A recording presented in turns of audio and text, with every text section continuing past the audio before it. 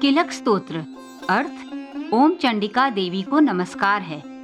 मार्कंडेय ऋषि कहते हैं, विशुद्ध ज्ञान ही जिनका शरीर है, तीनों वेद ही जिनके 3 दिव्य नेत्र है, जो कल्याण प्राप्ति के हेतु है तथा अपने मस्तक पर अर्धचंद्र का मुकुट धारण करते हैं, उन भगवान शिव को नमस्कार है।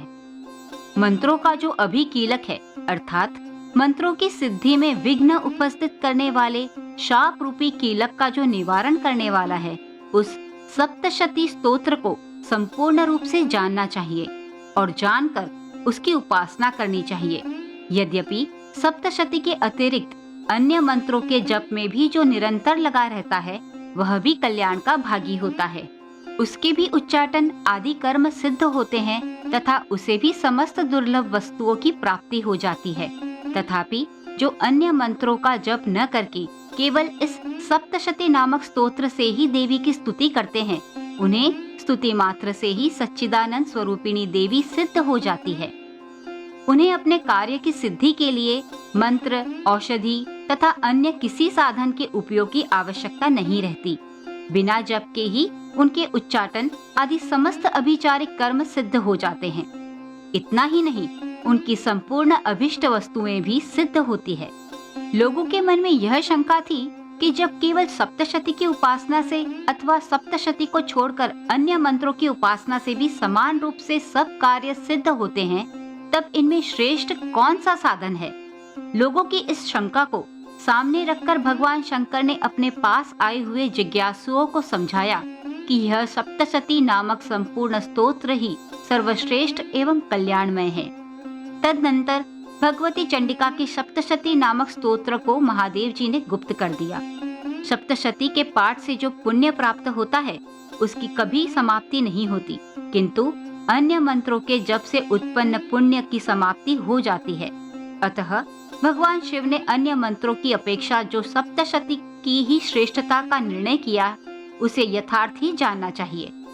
अन्य मंत्रों का जप करने वाला पुरुष भी यदि सप्तशती के स्तोत्र और जप का अनुष्ठान कर ले, तो वह भी पूर्ण रूप से ही कल्याण का भागी होता है। इसमें तनिक भी संदेह नहीं है। जो साधक कृष्ण पक्ष की चतुर्दशी अथवा अष्टमी को एकाग्रचित होकर भगवती की सेवा में अपना सर्वस्व समर्पित कर देता है और फिर उसे प्रसाद रूप से ग्रहण करता है, उसी पर भगवती प्रसन्न होती है, अन्यथा उनकी प्रसन्नता नहीं प्राप्त होती। इस प्रकार सिद्धि के प्रतिबंधक रूप किल के द्वारा महादेव जी ने इस स्तोत्र को किलित कर रखा है। जो पूर्वोक्त रीति से निष्कीलन करके इस सप्तशती स्तोत्र का प्रतिदिन स्पष्ट उच्चारण पूर्वक पाठ करता है, वह मनुष्य सिद्ध हो जाता है। वही देवी का पार्षद होता है और वही गांधर्व भी होता है। सर्वत्र विचरते रहने पर भी इस संसार में उसे कहीं भी भय नहीं होता। वह अपमृत्यु के वश में नहीं पड़ता तथा देह त्यागने के अनंतर मोक्ष प्राप्त कर लेता है। अतः कीलक को जानकर उसका परिहार करके ही सप्तशती का पाठ आरंभ करे। जो ऐसा नहीं करता, उसका नाश हो जाता है। इसलिए कीलक और निष्कीलन का ज्ञान प्राप्त करने पर ही यह स्तोत्र निर्दोष होता है और विद्वान पुरुष इस निर्दोष स्तोत्र का ही पाठ आरंभ करते हैं। स्त्रियों में जो कुछ भी सौभाग्य आदि दिखाई देता है, वह सब देवी के प्रसाद का ही फल है। अतः इस कल्याणमय स्तोत्र का सदा जप करना चाहिए। इस स्तोत्र को मंद स्वर से पाठ करने पर स्वल्प फल ही सिद्धि है। अतः उच्च स्वर से ही इसका पाठ आरंभ करना चाहिए।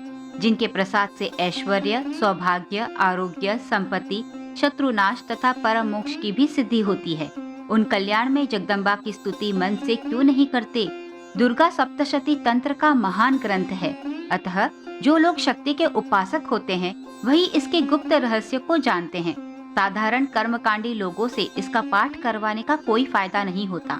जैसे कि मनुष्य को भूख लगती है और उस भूख को मिटाने के लिए उसे स्वयं भोजन करना पड़ता है, इसीलिए स्वयं ही पूजा अर्चना व साधना करनी हो तो दूसरे लोगों से उसे कराने का कोई भी विशेष फल नहीं मिलता।